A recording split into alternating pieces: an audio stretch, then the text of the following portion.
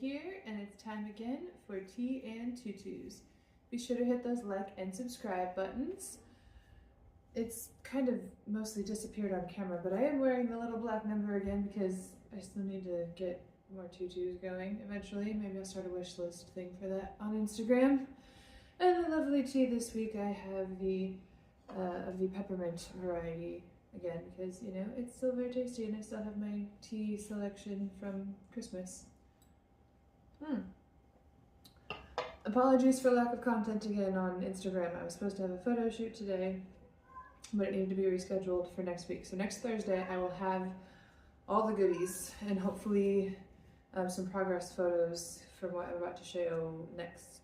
So I'm going to talk about the cosplay that I'm tweaking / making for the photo shoot, and then my plans for Kaylee from Quest for Camelot. So the shoot tomorrow, or not tomorrow, the shoot that was supposed to happen today that will happen next week, I have a dress that I wore one time that I used for like a fancy done up, fancy dress version for Katara from Avatar: The Last Airbender. I bought this like, how do I describe it? I don't have any photos of me in it, unfortunately. It's from Me Costumes. It's by that company Dies Bella, if that's how you even say it. Hello, Luffy. It's like an elvish type looking gown, but it's also very like watery themed. It's very, it's a gradient, like an ombre fade from like these beautiful like blues and greens. And there's gorgeous detailing up top, and the sleeves are beautiful. And what I had done for Katara was I glued a strip of fake fur around the bottom to tweak it a bit, and then I made her necklace, but I had the necklace fur lined as well with her her engagement necklace, the stone from that her mother gave her. Since I only wore it for the one time and the one occasion, it was for like a New Year's Eve event, I believe. I have since taken the fake fur off of it, and I didn't really know what to do with the dress anymore, so the idea for the photo shoot was to do some sort of spring fairy type deal with like awakening from springtime. So the goal now is to take these, the courtesy of my wonderful sister-in-law, thank you, Nicole. I'm going to take these, I have a whole other bunch over there, and I'm going to line the bottom of the dress with the leaves instead. So it gives it a more foresty, what's my hair doing? Sorry. It's gonna give the dress a more foresty look, more springy look. It's gonna go really well with the blues and the almost like turquoisey greens of the dress and the fading of the gradient. It's really beautiful. I'm really excited for how I'm going to attach it.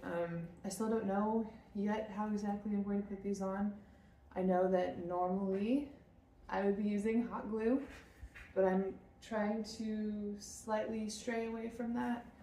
My face just turned blue. Thank you, TV. I'm gonna turn the TV off real fast because the screensaver just totally turned my face blue. Normally I would use hot glue, but I would like to wear this dress more than once instead of having to continuously change it or refurbish it. So I am going to try a different method to attach these. I don't know what yet, but we'll get there when I go pick up the dress on Thursday. So very excited for that, very excited to show how it turns out. I did post a picture of these on Instagram, and hopefully I'll have more work in progress photos when I actually pick the dress up in a couple days. But I have work tomorrow, so I'll be doing that all day, so I won't have time to go get it from where it's at, but very excited. As far as the dress goes, or outfit goes for Kaylee from Quest for Camelot, her outfit itself isn't necessarily complicated. The part that's getting me is her tunic, the purple tunic that she wears, because it's a very specific shape, and finding things to piece together like that get a little bit difficult when you need a specific type of shape of a thing. Because the undershirt I can find, the pants I can find, that stuff's easy. I may eventually also take a sewing class and learn how to use a sewing machine, so that eventually I can start making my own stuff, because that would definitely up my game for the cosplay world. And if I decided I want something, I could just hopefully try to find a pattern and learn how to make stuff. But I've always been afraid of the sewing machine because, just like the hot glue gun, it can smell fear. So, but hopefully I can get it figured out. The color of the tunic is also what's getting me, because in different scenes of the movie and the lighting, it's one color and that's this color, but then you look up photos or artwork and of course it's a different color. You know, all the problems that cosplayers face when trying to research an outfit, especially when it comes to the more niche fandoms like I like to do, like with my Katara outfit. I was actually hopefully wanting to bring that on possibly next week to show how I made that, because the only reference photo I had for that one was just one photo. That's it. One photo in existence of the outfit I made for Katara for her adult version from The Legend of Korra. It's the one of her and Aang that's shown briefly in the show together, and that was it. That's all I had to go off of. And I made that happen, so Kaylee shouldn't be too complicated, hopefully. But like I said, just researching a cosplay outfit has its difficulties, because you want to just try to find as much details about it if you can. Never mind trying for screen accuracy, even if it's possible, just trying to find the right angles of how it looks, colors, shapes, all that stuff can be really difficult when you're trying to make a cosplay. Sometimes I don't even know how some people do it, with how fast they turn out some of these outfits. I remember when Bowsette first came around and that whole phenomenon, like cosplays were being pumped out after the artwork released so fast, so incredibly fast, and it's very impressive. And that's the cool thing I like about the cosplay community and with artwork and stuff, is how creative people can get and how quickly they set their mind to something to make it and make it happen. And I love that. I think that's really cool. But when it comes to these more niche fandoms or cosplays that not a lot of people do, it does get a bit more difficult finding things like my Snow White dress, having to completely make that because it didn't exist. Well, it did on Etsy, but it wasn't exactly what I was looking for when it comes to certain things that I want to do screen accurate. Obviously, I have other outfits and cosplays that I put a lot of twists on and do different things with. My Ariel cosplay being one of those, I've done some different things to it since I started wearing it. When I first got it, I just had a basic white t-shirt and then the black corset and then of course the blue skirt. And then I started tweaking it a bit. I had an underdress that I had worn for like a witchy themed photo shoot. It was my Beltane photo shoot.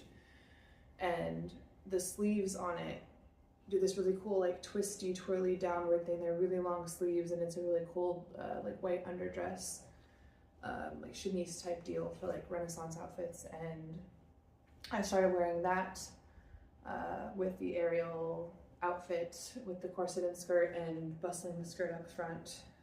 And giving it more like a steampunky, Renaissance-y feel to the outfit.